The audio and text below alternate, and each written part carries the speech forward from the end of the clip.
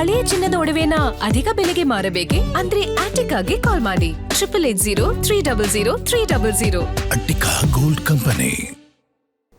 ರಾಜ್ಯ ಸಚಿವ ಸಂಪುಟ ವಿಸ್ತರಣೆಗೆ ಕೊನೆಗೂ ಕಾಲ ಕೂಡಿ ಬಂದಂತಾಗಿದೆ. ಸಂಪುಟದಲ್ಲಿ ಖಾಲಿ ಇರುವ 20 ಸ್ಥಾನಗಳನ್ನು ಭರ್ತಿ ಮಾಡಲು ಹೈಕಮಾಂಡ್ ನಾಯಕರು ಮುಂದಾಗಿದ್ದು, ಮುಂದಿನ ವಾರ ಬಹುತೇಕ ಸಂಪುಟ ವಿಸ್ತರಣೆಗೆ ಮುಹೂರ್ತ ಫಿಕ್ಸ್ ಆಗಲಿದೆ.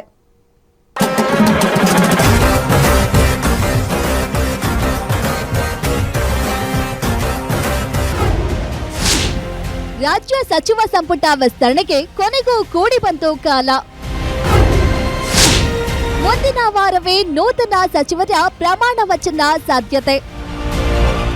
ಕಳೆದೊಂದು ತಿಂಗಳಿನಿಂದ ರಾಜ್ಯ ಕಾಂಗ್ರೆಸ್ನಲ್ಲಿ ಕಗ್ಗಂಟಾಗಿದ್ದ ಸಚಿವ ಸಂಪುಟ ವಿಸ್ತರಣೆಗೆ ಕೊನೆಗೂ ಕಾಲ ಕೂಡಿ ಬಂದಿದೆ. ದೆಹಲಿಯಲ್ಲಿ ನಡೆದಿದ್ದ ಪ್ರತಿಭಟನೆ ಅಂತ್ಯ ಬೆನ್ನಲ್ಲೇ ಸಂಪುಟ ವಿಸ್ತರಣೆಯಾಗುವ ಸಾಧ್ಯತೆಗಳು ದಟ್ಟವಾಗಿವೆ. ಈಗಾಗಲೇ ಹೈಕಮಾಂಡ್ ನಾಯಕರ ಜೊತೆ 2 ಸುತ್ತಿನ ಮಾತುಕತೆ ಮಾಡಿರುವ ನಾಯಕರು ನಾಡಿದ್ದು ಹೈಕಮಾಂಡ್ ಜೊತೆ ಮತ್ತೊಂದು ಸುತ್ತಿನ ಸಭೆ ನಡೆಸಲು ಸಿದ್ಧತೆ ನಡೆಸಿದ್ದಾರೆ. ಆ ನಿಟ್ಟಿನಲ್ಲಿ ಸೋಮವಾರ ಅಥವಾ ಮಂಗಳವಾರ ಸಿಎಂ ಡಿಕೆ ಶಿವಕುಮಾರ್ ದೆಹಲಿಗೆ ಪ್ರಯಾಣ ಬೆಳೆಸಲಿದ್ದು, ಹೈಕಮಾಂಡ್ ಜೊತೆ ಕೊನೆ ಸುತ್ತಿನ ಸಭೆ ನಡೆಸಿ ಸಚಿವ ಸಂಪುಟ ವಿಸ್ತರಣೆಗೆ ಗ್ರೀನ್ ಸಿಗ್ನಲ್ ಪಡೆಯಲಿದ್ದಾರೆ. ಈ ಕುರಿತು ಮಾತನಾಡಿರುವ ಸಿಎಂ ಮುಂದಿನ ವಾರ ಸಂಪುಟ ವಿಸ್ತರಣೆ ಮಾಡುವುದಾಗಿ ತಿಳಿಸಿದ್ದಾರೆ.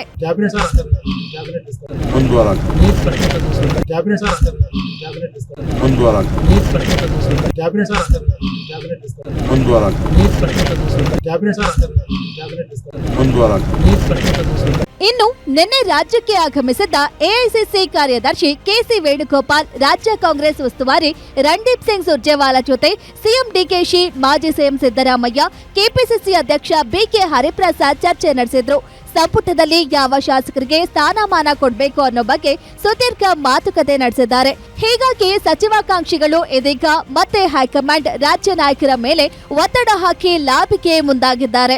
ಏನಿಲ್ಲ, ಎಲ್ಲ ಏನು ಇವತ್ತು ಯೂತ್ ಟೀಮ್ ಐತಿ, ಸುಮಾರು 20ರಿಂದ 25 ಜನ MLAಗಳು ಒಂದು ಅವಕಾಶ ನಮಗೆ ಕೊಡ್ಬೇಕಂತಂದು ಬೇಡಿಕೆ. ಯಾಕಂದರೆ ಎಲ್ಲ ಕೆಲಸ ಕಾರ್ಯಗಳು ಪ್ರತಿಯೊಂದು ಕೂಡ ಒಂದು ಟೀಮಾಗಿ ವರ್ಕ್ ಮಾಡೋಕ್ಕಂತ ಆ ನಿಟ್ಟಿನಲ್ಲಿ ಅವ್ರ ಕೆಲಸಗಳಾಗಬೇಕು, ನಮ್ಮ ಕೆಲಸಗಳಾಗಬೇಕು, ರಾಜ್ಯಕ್ಕೊಂದು ಒಳ್ಳೆ ಮೆಸೇಜ್ ಕೊಡೋ ನಿಟ್ಟಿನಲ್ಲಿ ಇವತ್ತೇನು ಸುಮಾರು ಇನ್ನೂ ಅನೇಕ ಜನ ಶಾಸಕರು ಬಂದಲ್ಲಿ ಒಂದು 15 ಜನ ಬಂದಿರ್ಬೋದು. ಇನ್ನೂ ಒಂದು 10 ಜನ ಅಂತೂ ಶಾಸಕರು ಇದ್ದಾರೆ. ಒಂದು 25 ಜನ ಪ್ರಾಮಾಣಿಕವಾಗಿ ನಮಗೆ ಸಚಿವ ಸ್ಥಾನ ಕೊಡಬೇಕಂತಂದು ಅವ್ರೇನು ಹೇಳ್ತಿದ್ದಾರೆ. ನಿಜವಾಗ್ಲೂ ಭಾಳಷ್ಟು ಖುಷಿ ಆಗ್ತದೆ.